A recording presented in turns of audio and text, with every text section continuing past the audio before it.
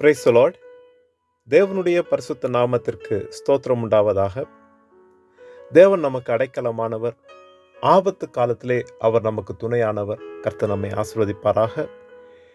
இன்றைய நாளிலும் நம்மை காப்பவர் என்ற தலைப்பில் சங்கீத புஸ்தகம் 17ஆம் அதிகாரத்திலே 5வது வசனத்தை நான் வாசிக்கிறேன். என் கால்கள் வழுவாதபடிக்கு என் நடைகளை உமது வழிகளில் ஸ்திரப்படுத்தும்.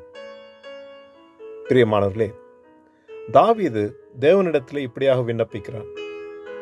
நான் வழுவாதபடிக்கு, என் நடைகள் வழுவாதபடிக்கு, நான் சறுக்கி விழாதபடிக்கு என் வழிகளில் எல்லாம் நீர் எனக்கு துணையாயிருந்து என்னை ஸ்திரப்படுத்தும் என்று சொல்லி கேட்கிறார்.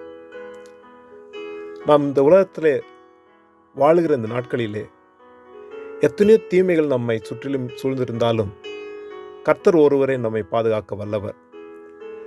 நாம் தடுமாறும்படிக்கும், இந்த உலகத்தில் இருக்கிற பிரச்சனைகளிலே நாங்கள் சோர்ந்து போகும்படிக்கும் எத்தனையோ காரியங்கள் நம்மை சூழ்ந்திருக்கலாம். ஆனாலும் நாம் கர்த்தரை நம்பி இருக்கிறபடியினாலே அவர் நம்மை ஒரு நாளும் கைவிட மாட்டார். அவர் நம்மை பாதுகாப்பார்.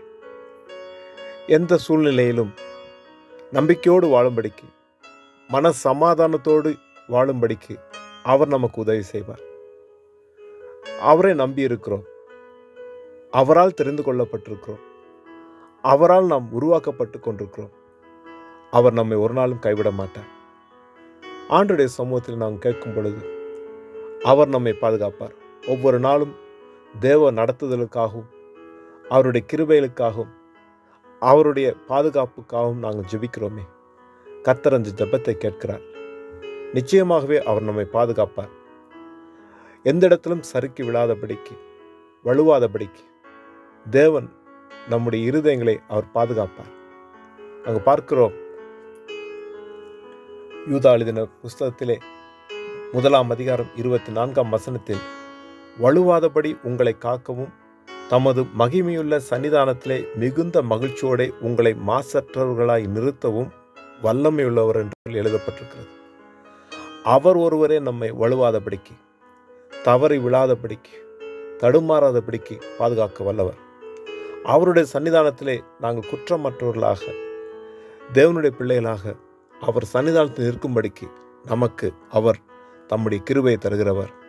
அவருடைய ஆவியான அனுக்கிரகத்தினாலே நம்மை நடத்துகிறவர். ஆண்டவருடைய சமூகத்திலே நம்மை தாழ்த்துவோம். அவரிடத்தில் கேட்போம், ஆண்டவரே என்னை காப்பாற்றுங்க. இந்த உலகத்தில் இருக்கிற எந்த தீமையும் என்னை மேற்கொள்ளாதபடிக்கு என்னை காப்பாற்றுங்க.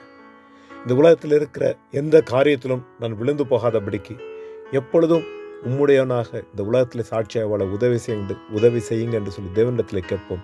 கர்த்தர் நிச்சயமாய் நம்மை நடத்துவார், ஆசீர்வதிப்பார். ஜெபம் செய்வோம். இரக்கமுள்ள நல்ல தகப்பனே, இந்த காலை நேரத்துக்காக உமக்கு நன்றி செலுத்துகிறேன். தகப்பனே, இந்த உலகத்தில் இருக்கிற தீமைகள், போராட்டங்கள் மத்தியிலும் என் தேவன் நீர் ஆண்டவரே ஒவ்வொருவருக்கும் துணையாயிருந்து எந்த இடத்திலும் வழுவாதபடிக்கு, சறுக்கி விழாதபடிக்கு, எந்த இடத்திலும் தவறி போகாதபடிக்கு நீர் எங்களை காத்துக்கொள்வீராக. உம்முடைய ஆவியான வழிநடத்தல், உம்முடைய கிருபைகள் எப்பொழுதும் எங்களுக்கு உண்டாயிருக்கும்படிக்கு எல்லாம் இயேசு கிறிஸ்து நாமத்தில் ஜெபிக்கிறேன் நல்ல தகப்பனே. ஆமென், ஆமென். கர்த்தர் தாமே நம் அனைவரையும் நிறைவாய் ஆசீர்வதிப்பாராக. ஆமென்.